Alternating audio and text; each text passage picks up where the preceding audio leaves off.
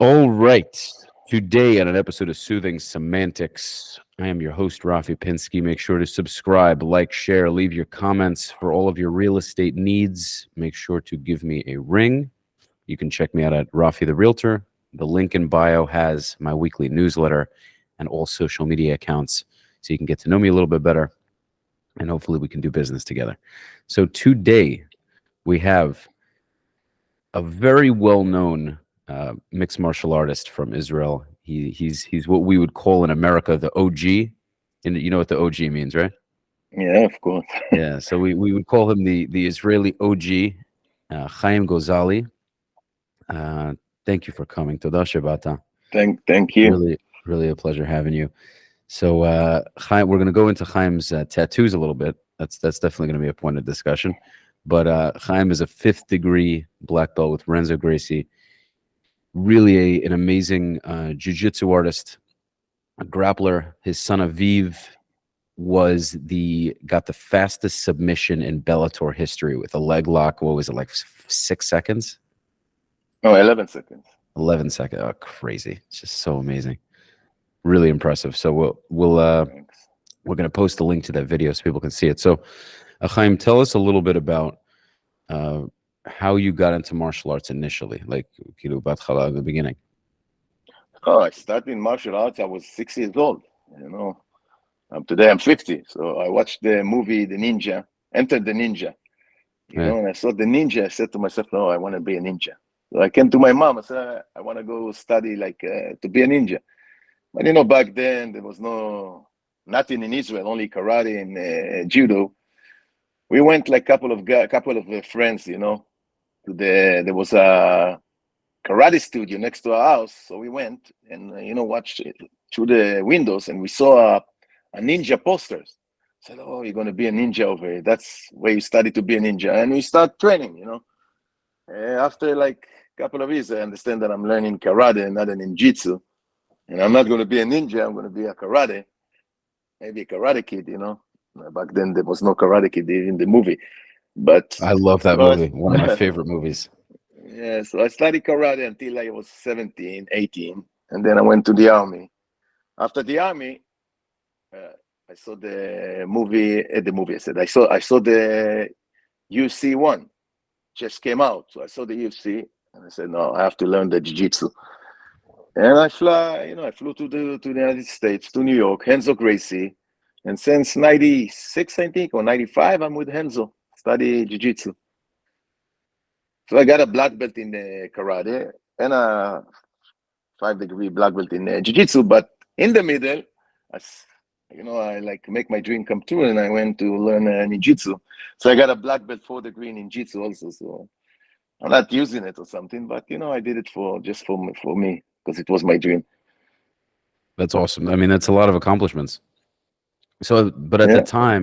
at the time in Israel, you were kind of like, there wasn't really too many people doing this, right? No, there was nothing, It was like a couple of people in class, There was not a lot of tournament. There's not a lot of nothing. We just study, and we study like a Shotokan karate. So, a lot of kata and stuff like I did that, that too. Yeah, I did Shotokan when I was a kid. Yeah. Yeah, so it was nothing, but it gave me, he built me, and after that I went to the border patrol, at the Oh my Mishmar God. Gvul. Okay. Yeah, so it helped me, and it built me. And after that, I did the transmission, to the jiu-jitsu. And then you went to Gotham City, you became Batman, and then here we are today. Yeah, the So what? Israeli Batman. So what's with that, by the way? So when did you have this really big love for Batman? I understand. Yeah, when I was a kid, when I was a kid in 1989. So the first movie Batman came out, with Michael Keaton, and I used to live in the States back then. So we went all the friends to see it. And back then nobody cares about the cinema. They put people inside the cinema. There was no place to sit. People were standing and watching the movie. It's not like today. Nobody gonna let you go inside of a cinema. If it's a cinema, it's full. But back then nobody cares about nothing. So we standing up and we see the movie, and from then I said, "Oh, I love this character, and I start to buy, comics books and all kind of memorabilia. And today I got everything, like action figures, comics, all the gadgets that you can find, the mask. I bought the mask from the Dark Side, the Dark Knight Rise. I bought the mask from the stuntman. He took the mask after the movie, and I bought it from him. So I got a lot of stuff of Batman, and a lot of tattoos of Batman. There's only one Batman in Israel, but there's a lot of Jokers. Ahmed Tibi, Ayman Odeh. There's a lot of Joker in Israel. Yeah. There's too much. More than two. Yeah. Too much. Okay, so we have a nice amount to talk about. It's not gonna be too long, but since I see you as kind of like, I really do see you as the OG, the guy who's been around a lot longer than the newer fighters. So you just know more. What do you see? Let's have a quick, and I want to obviously talk about you, but what do you see with let's say fighters like Eli or Shimon? You see them very soon kind of getting into the UFC, hopefully?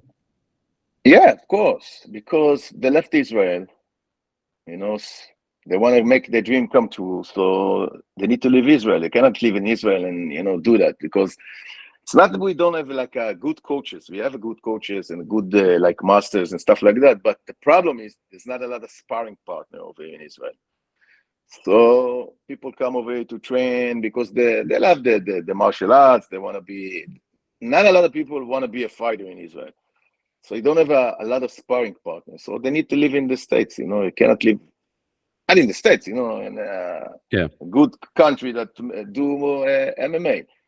So when they leave Israel, that's the best thing they can do, for the dream. If they're going to stay over here, I don't think if they're going to do nothing, It's not, it cannot be like me, like doing everything from Israel. They need to live over there. They need to be with the people. They live with the athlete, the professional athlete, train with professional athlete, so they're doing the good things. Okay, that makes sense. That makes perfect sense. Yeah, I think they both have a lot of potential. They're both really good fighters. Yeah. They're gonna be in the UFC. Yeah. They're gonna be in the UFC. The main problem is to stay in the UFC, Over it's there, hard. They're gonna need to do a lot of sacrifice to stay there. Yeah. But I believe in them, two of them. Yeah, for sure. Two of them, yeah. And Natan hopefully is gonna have his fight. Unfortunately, I think he had to cancel it recently. Yeah, I read a post or something about his blood. I don't know, blood test or something. Yeah, something about his health. Something about his health or something. I have no idea. Yeah. And also, are you still planning any kind of fights? Where are you holding? Yeah, I don't care. Somebody Still gonna offer me something good. Yeah, I don't care. Who cares? Somebody gonna offer me something good. I'm coming. Okay. I don't care. Jiu-Jitsu, MMA, bare-knuckle, everything. I'm doing everything. I don't care. I'm doing it because I love it. I'm not doing it because of. I'm not making money anymore from the fights. Because nobody want to pay for me. Everybody say, "Nah, he's 50 years old," but nobody cares that I'm winning. Nobody is watching. Oh, this guy's winning. Who cares? How old is he? But a lot of organization, he's old. So nobody give me an opportunity. So. But if something coming, I'm going. Last time I took, I fought in Asia, ADCC Asia, So I took first place. I didn't train, didn't nothing. I went over there and boom, fought a couple of fights, won. And now I'm waiting, something You're just living the life. You're just living. So I have a really big question for you. Like it's I'm just curious. Now that you're not really fighting so much anymore, competition wise. How do you make? I think I'm fighting more than the average young people. If you're gonna watch my record, so I'm fighting a lot. I'm fighting a lot, and now I'm open. I opened the academy in Israel, so I'm trying to make money from the academy. Otherwise, nothing else, Gotcha. But it's still in the beginning. It's not like it's just it's like a couple of months. It's going to take time. Well, yeah, Yeah, and I'm playing I it. I'm playing in movies and commercial stuff like that. People invite me, so I'm doing everything, you know. So that's awesome. That's good. last months, I'm playing in a movie, a cinema, like a movie. You know, it's going to be in the cinema. It's the first martial arts Israeli movie. Really? Yeah, they bring over here you know, they like not never that they do like. A movie like that. So they bring from the state Stephen Lambert, Rip. He died. Unfortunately, was a great guy. He came over here. He was the producer of all the fighting, and you know, he trained us to do all the scene and stuff like that. And unfortunately, he passed away after the movie. You know, like a couple of days after we finished the scene. Yeah, crazy story. Came to Well, at Israel least for the first time, and he's a legend in the movie cinema. If you're gonna put Steven Lambert in Google, you're gonna see he's a legend in the. He was in all the movie we know, even the movie I start training because of it. You know, the ninja. He was also the stuntman over there and the choreographers. You know, and so you know, I was lucky to play with him and to work with him. So I'm doing stuff, you know, all kind of stuff, but everything is like in the martial arts. that's awesome.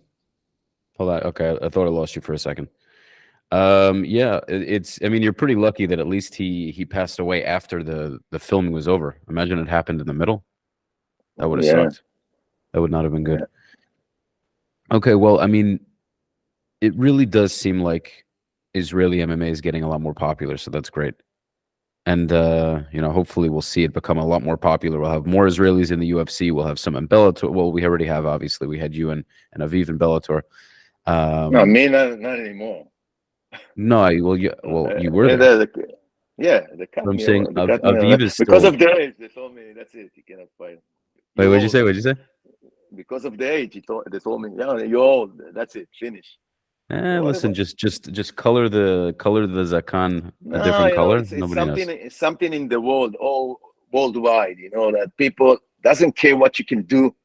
They care about your age. You know, who cares what is my age if I can perform? You know, if Right. I'm going to a fight and I'm losing 1, 2, and it's look like you know, like somebody's like terrible. Okay, cut me away. But if you're winning and everything is good, what do you care? What is my age? You know, Hmm. who cares? You know, I'm not running to the you know to for the belt, but who cares if I'm going fighting once in a while? But that's the problem in the world. You know, people like see the number of the age and they immediately like say, "Ah, this guy is old." That's it. It doesn't matter what you're doing. You know, I'm not talking about even fighters. You know, like every kind of work. You know, this guy is old. That's it. Yeah, it's a little tough. I mean, I think in fighting, maybe you get a little bit more. They give you a little more of a chance in fighting, but if you're in the workplace, like if you're working with computers and you're in the corporate world, you know, people don't like when people get too old because they want like new thinking. You know, you get more stubborn when you're older. So I don't know. Listen, it is what it is. You know, listen. Thank God you're Yeah, still around and you're in great shape. So just keep living. That's all I can say. yeah. Um, what else? What's with Aviv? He has any upcoming fights? I just caused a fight. I cannot say too much, but it was like injury. I don't know. After his fight last year, he broke his leg in the middle of the fight. Right, I So remember it that. was a hard recovery. You know, so it took him like a year to recover. Now he's training and he's getting prepared for a fight, but we cannot announce it yet. We're waiting for all the signing and everything going to be complete. And yeah. I understand. I understand. Okay. Well, that definitely was some good discussion. I mean, another thing I can talk to you about for a long time. I already just know just by following you on Instagram is kind of the Israeli political situation. Yeah, you know, But right. I'm trying, you know, I'm trying to help my country, you know, like to let people wake up, you know. People doesn't understand the politics in Israel. Everybody said, "Yeah, I'm left, I'm right," but nobody understands that the politician over there doesn't care who's left, who's right. They're controlling us and do whatever they want, and Israel is becoming a mess. Hmm. So I'm fighting it, and I'm trying like to let people wake up, and understand we all brother, the Jewish people, until we have a country, that we can live over here. So people fighting over here for, it's crazy. They forgot what happened, like not too much, like 50 years ago. What happened to the Jewish people? No, more than 50 years ago. How much? 60 years ago.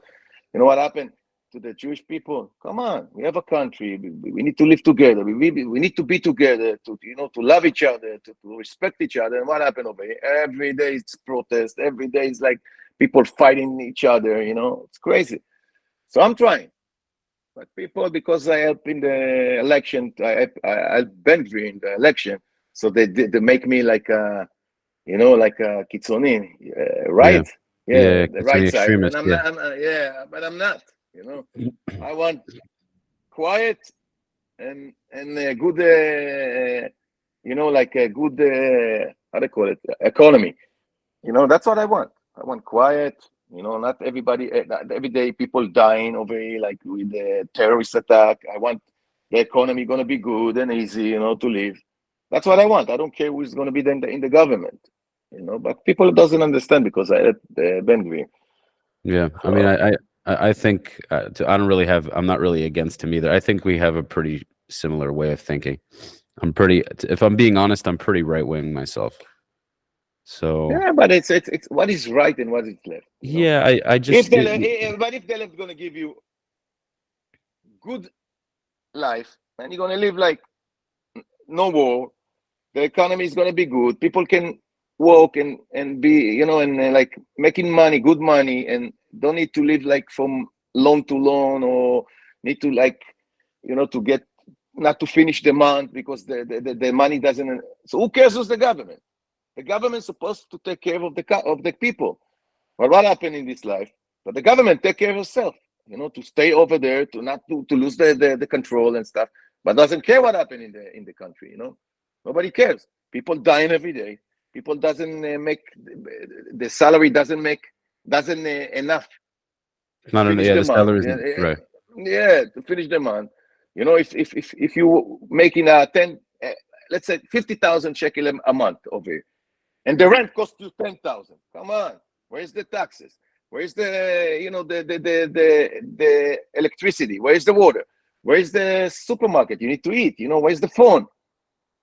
People cannot finish nothing over here. It's become crazy. So I'm saying that all day. A lot of people, a lot of like a news reporter that taking a side. So I'm opening, I'm talking to them and stuff. They block me, on Twitter. They cannot handle the truth, And I'm not cursing and I'm not saying bad stuff. I'm talking like, just the fact. That's the, people. Yeah, Nobody cares. It is what it is. It's tough. I think in America, believe it or not, it's definitely more possible. But like most Americans have the same issue.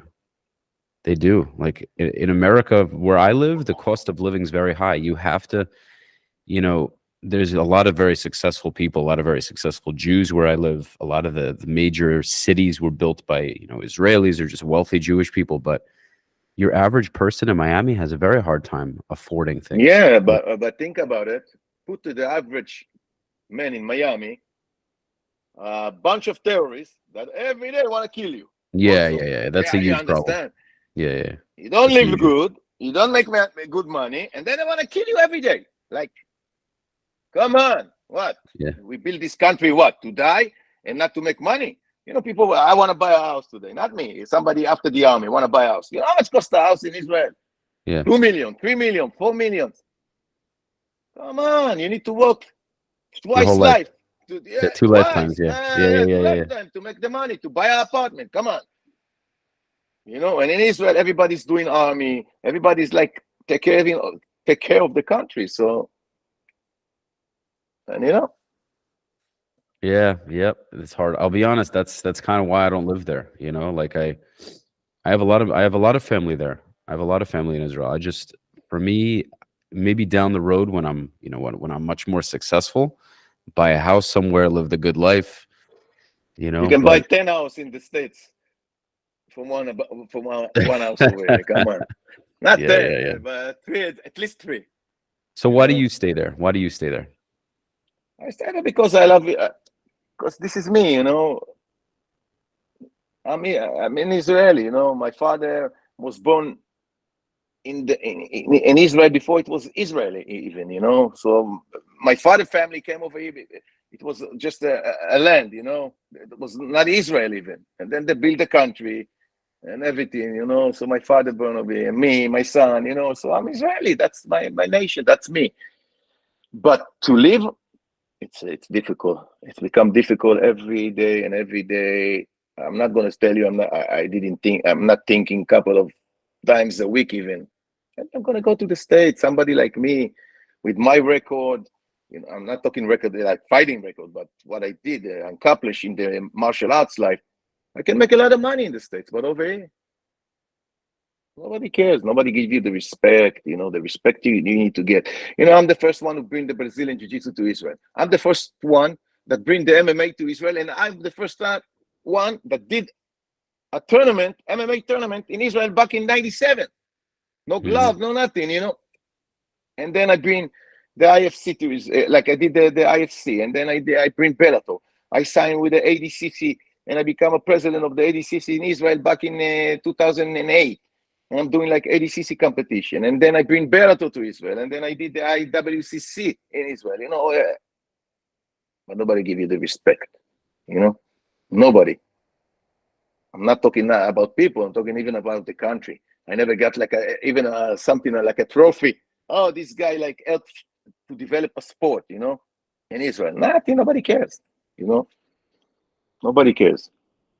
But I'm still fighting. I'm still fighting to make it happen, you know, to make that the young kids gonna make the dream. Yeah, but I think make our dream come true, you know, with the MMA. But I'm still fighting. You know what, Achi? I think at the end of the day, it's something that people know. Even if you don't feel it says appreciated, down the road, give it 20 years, 30 years, you know, God willing, Admev Esrim. But if you know, eventually you're going to leave this earth, and you know, hopefully the Israeli martial arts world is going to get bigger. People are going to remember you. They'll know who you are. So whether the whole country recognizes it that much, people will remember you for sure. So I wouldn't, you know, wouldn't worry about that. Yeah, man. So we definitely covered a lot. Is there anything else you wanted to discuss? Anything you wanted to talk about? If somebody come visit Israel, they want to come train Jiu-Jitsu and MMA, come to my academy. It's in Bat Yam City. If you want to follow me, everything is Haim Gozali, from TikTok to Telegram to Twitter to Instagram. Haim Gozali, Haim Gozali, Haim Gozali, everything. YouTube, whatever you want. And thank you for having me, you know. It was great. It was my pleasure. It was my pleasure, Bekef Achshani. So, ladies and gents, I hope you enjoyed. This has been another episode of Soothing Semantics. Make sure again to subscribe, smash the like button, leave your comments in English or in Hebrew. We can definitely respond to both. And it has been a pleasure having you on my channel. Thank you. My pleasure. Thank you. Awesome. Okay. All right, guys. Until next time.